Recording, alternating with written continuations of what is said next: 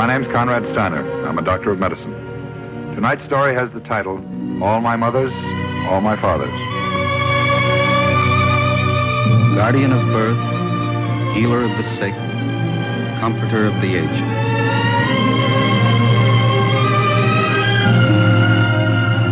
To the profession of medicine, to the men and women who labor in its cause, this story is dedicated.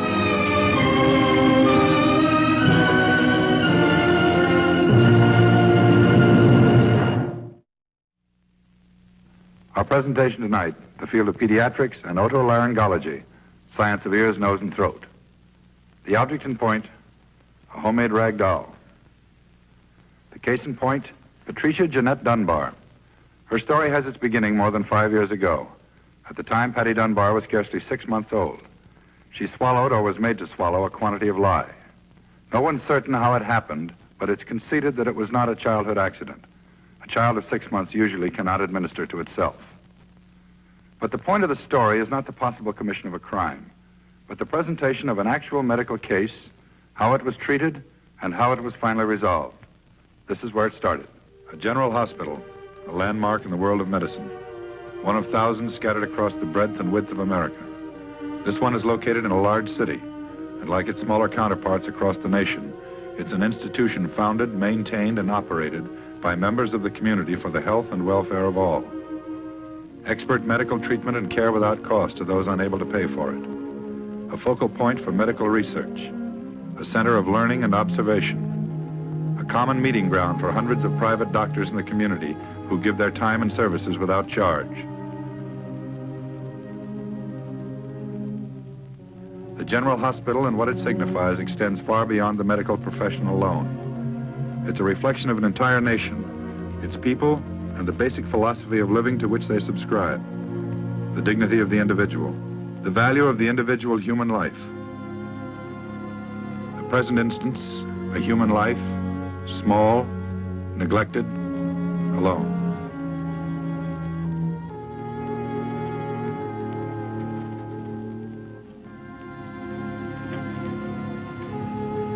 Dunbar, Patricia Jeanette.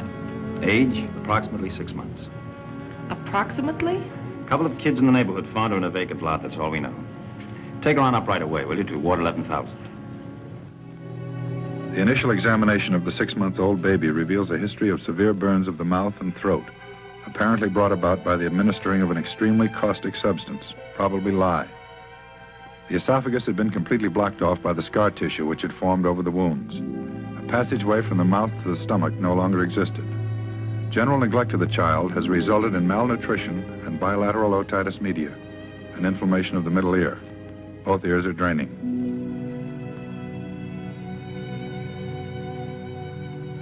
Initial treatment includes special intravenous feedings to treat temporarily the dehydration and nutritional problems. Injections of antibiotics to combat the bilateral ear infections are also administered.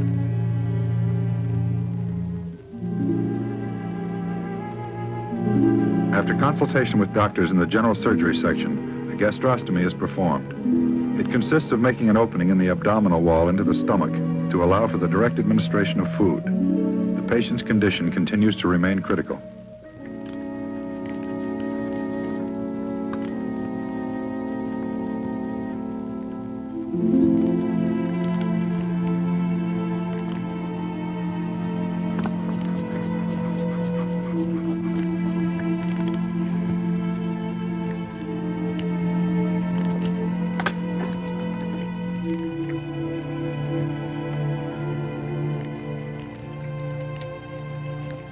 Five days after she was admitted, the hospital social service staff succeeded in locating a relative of the child, her maternal grandmother, Mrs. Pearl Johnson, age 64. And you have no idea where we might contact Patty's mother? No, Doctor. I don't see much of my daughter anymore since she left home. That's been about 2 years ago. Would you happen to know the name of the doctor who attended your daughter when Patty was born? Doctor, I didn't know Rose was expecting. I didn't even know when she got married. She never even invited me to the wedding. Well, do you happen to know where the father might be staying? I don't know where he is. He took off and left 3 months after you married Rose. I don't know where he is. I don't even know where she is. All right, Mrs. Johnson. Thank you very much. Doctor, do you think it's serious? Well, it's serious, but it's not completely hopeless. The food can no longer pass from the mouth and down through the food pipe and into the stomach. Patty's now being fed through a new opening we've made directly into her stomach. Will she have to be that way all the rest of her life? I think there's a chance the damage might be repaired. We'll have to wait until she's a little older, in better physical condition, before we attempt any corrective surgery. What about that condition in her ear, Doctor?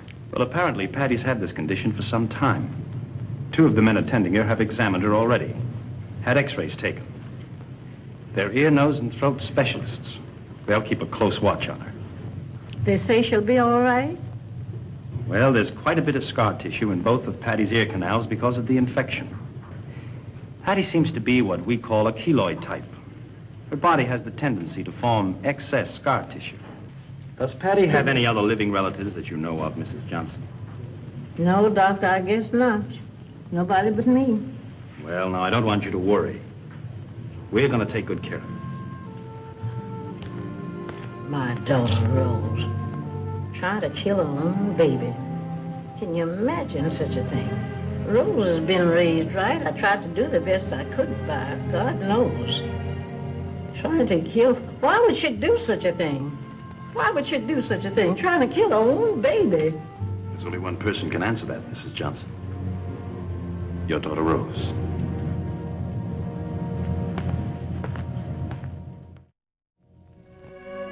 Two months and 3 days after Patty Dunbar's admission to the hospital, a tonsillectomy and adenoidectomy is performed. Removal of the adenoid tissue is designed to improve the drainage of the ears by way of the eustachian tube, the canal which joins the ear with the nasal passage. The patient is kept under close observation. There is no noticeable improvement in her condition. Patty Dunbar remains in the pediatric section for a full 6 months. Local treatment to correct the bilateral ear infection continues. So does the treatment of her nutritional problem.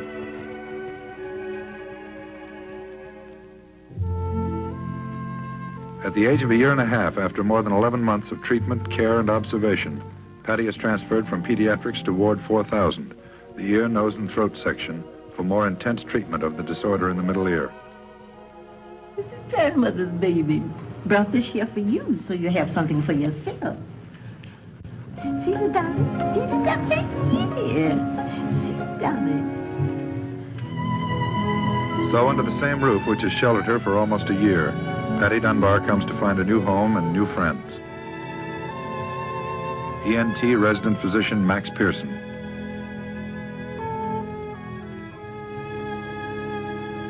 ENT surgical nurse Marion McGinnis. Intern Walter Coleta.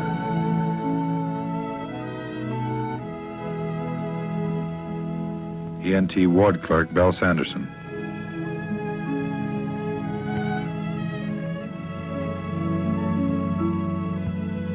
Ward supervising nurse Gertrude Morgan. There's also Carolyn Basserman. A ward patient for the last 1.5 years, Miss Basserman is a victim of epidermoid carcinoma of the mandible, cancer of the bone, which has necessitated the removal of her entire lower jaw. Spoiled, that's what she is. Oh, it's a new ward, new people. It'll take time to get her used to it. She needs discipline, that's what she needs. She needs love. Don't you think so, Miss Basserman? Poor little thing. What's the matter with you? The esophagus is burned out. Caustic lye. It's a bad ear infection, too. Oh, I'm sorry. So this is Patty. Certainly a cute, aren't you? Hey, that's a pretty lefty grip you've got, Patty. You want to take a swing at me? Huh? Move back to the treatment room, will you, McGinnis? I want to look at her.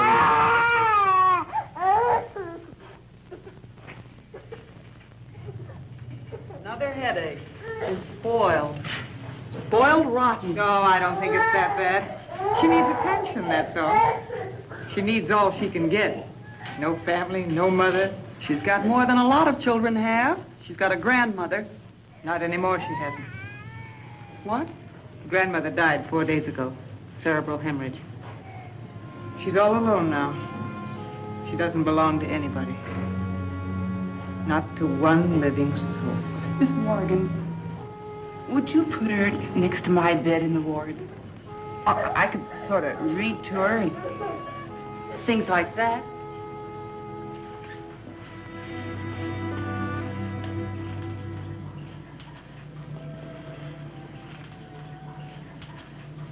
I checked a new set of x-rays this morning.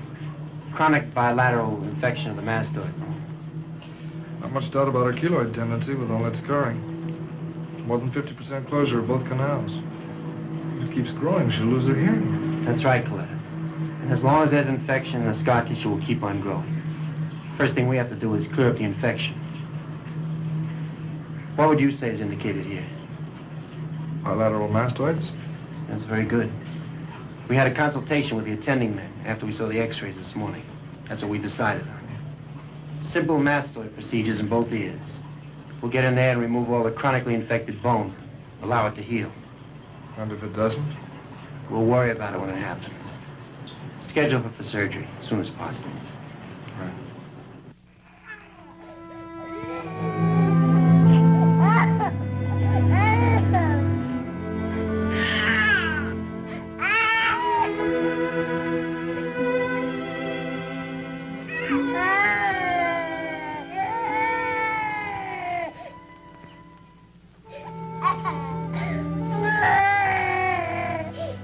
There you are, honey.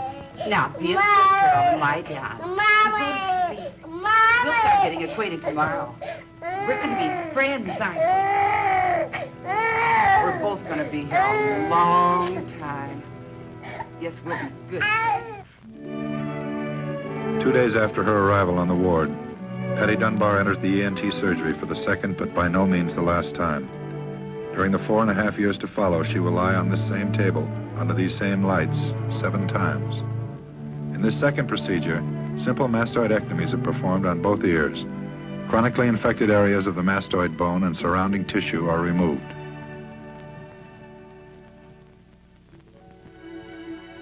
The result of the surgery brings only disappointment. Both ears continue to drain. The infection is now not only in the mastoid bone, but is spread throughout the middle ear. If allowed to continue, the infection could extend into the vital areas of the brain and result in brain abscess or meningitis.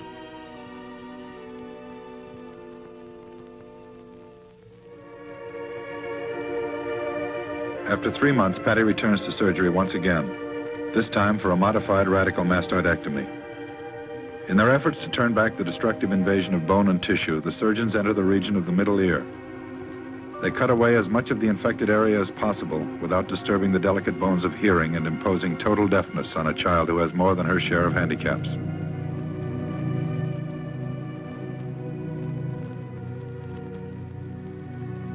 Another 4 months pass, and once again Patty is back in surgery, facing still another phase of the struggle to halt the gnawing infection.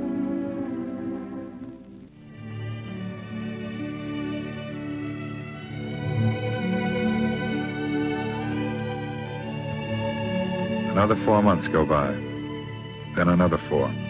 Patients come and go, but Patty, now 3 years old, remains. Max, what'd you find out? I met with the attending men. We reviewed Patty's history. Had them check her over just to be sure. What's the word, Doctor? What did they say about Patty? What I thought they'd say. Both ear canals closed. They've scarred completely shut.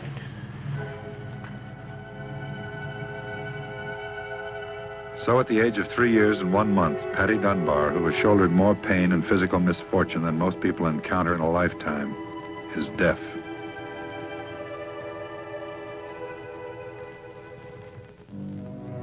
Three times in the 18 months that follow, Patty is wheeled into the operating room to face 3 different surgical procedures designed to reopen her ear canals. Twice the canals are opened, twice they close off as scar tissue reforms. The third time, as a last resort, a hollow plastic mold is inserted into Patty's left ear canal. The experiment is partially successful. The canal remains open, Patty regains partial hearing, but the ear continues to drain. Patty is growing up. She's now 5 years old, and she's found still another friend, a new patient on the ward. Her name's Linda. She and Patty will be bosom friends for only 3 months. Their friendship will have to make up in depth what it lacks in length. At the moment, this is very disturbing to Patty's old friend.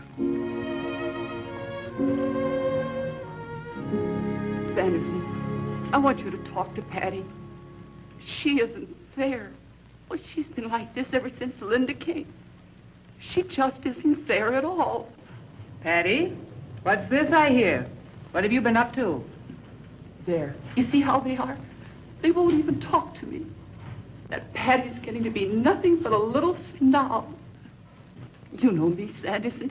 I try to get along with everybody. Well, I was Patty's best friend when she first came here. I tried to do everything I could for her, make her feel at home. Don't be upset, Miss Basserman. I think Patty's just trying to tease you. Well, she shouldn't tease. I don't tease her. I've been nothing but a good friend. Now she goes around snubbing me. She won't even talk to me. Miss Sanderson, you know that's not right, don't you? It just isn't fair. And besides, those are my fashion magazines. Patty? Well? I'm sorry, Miss Bassett. Come on and play with us. You're sorry? I was just teasing. I love you.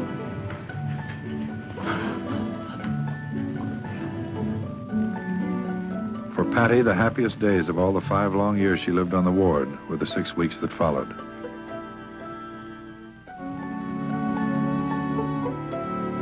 The residents and interns provide most of Patty's toys. The ward nurses, as they have from the day she was admitted, continue to supply and maintain her wardrobe, including costumes for Patty's special duties, which, while avoiding her arch enemy, Miss Morgan, she performs extremely well.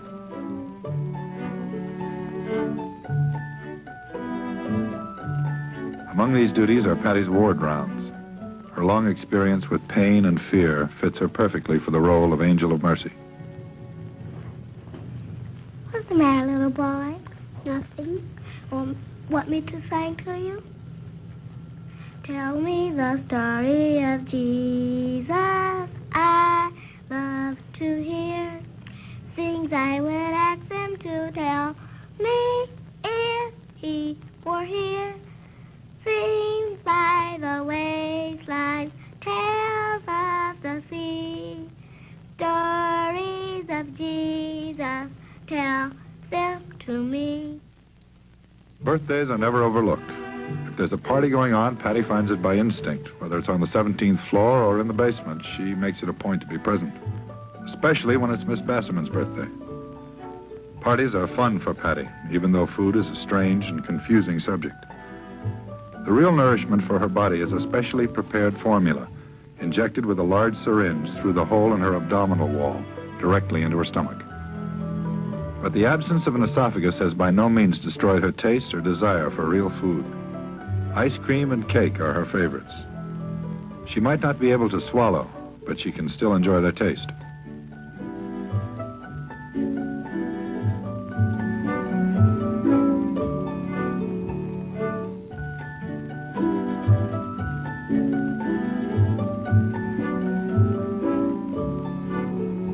So week follows week into midsummer. Then one day the staff is shaken by some very disturbing news. They knew it was inevitable, but it's nonetheless disturbing. The welfare authorities and the juvenile court of which Patty is a ward have started interviewing prospective foster parents to adopt Patty. No one disputes that it's for Patty's own good. She can't live the rest of her life on Ward 4000. But giving up a child after raising her for 5 years is always difficult, even for this practical and realistic medical staff. The days to follow are shadowed by the imminent loss of Patty, and Patty is blissfully unaware of a shadow far darker which gathers above her own life.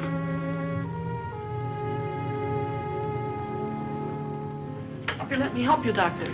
Quickly, move on up to surgery. Did anyone call Dr. Rowland? Yes, I did. He's on his way up. All right, let's make it fast.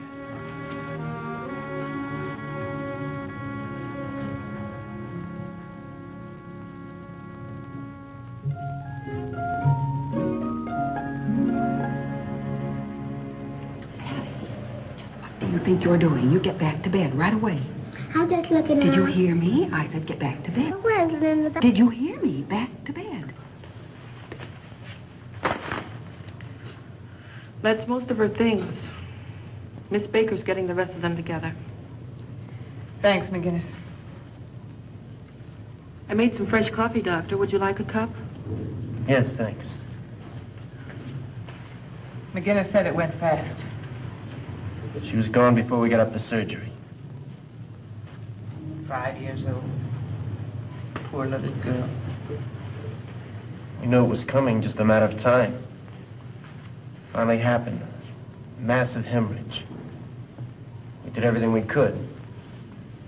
Wasn't enough. Did you see the parents yet? Yes, I talked to them. It wasn't easy. Doctor, where's Linda? That's Linda's doll. Patty, come here. Patty, do you remember what I told you when Linda first came to stay with us? Where is Linda? Do you remember what I said, Patty? I said Linda would be with us just for a while. You'd play together, you'd have your parties, you'd be good friends. But it was just for a while. Well, she's gone now, Patty. She said to say goodbye. She said she was sorry, but she had to leave. And one more thing. She said, tell Patty not to cry, because I'm not gonna cry.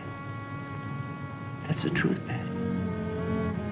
When Linda left, she didn't cry.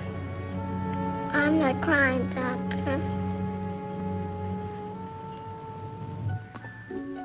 At first, the days are many and lonely and long. But time is still the great healer. And Patty's young mind gradually recalls less and less of the little girl with the blonde hair and the pale blue eyes.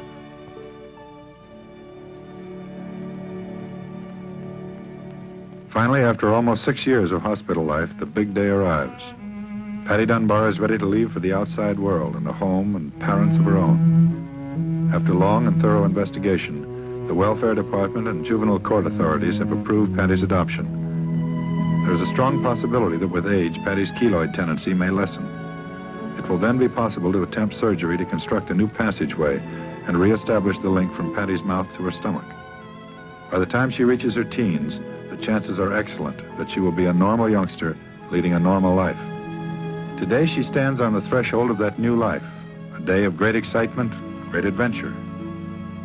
But for her friends on the medical staff, all her mothers, all her fathers, the departure has its element of sadness. Goodbye, Patty. Goodbye. Good luck, honey. God bless you. Goodbye. You be a good girl, Patty. We'll miss you. Goodbye. Listen, honey, take care of yourself. Don't you forget to come back and see us. I will.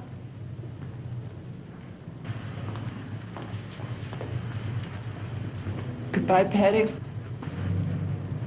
Goodbye.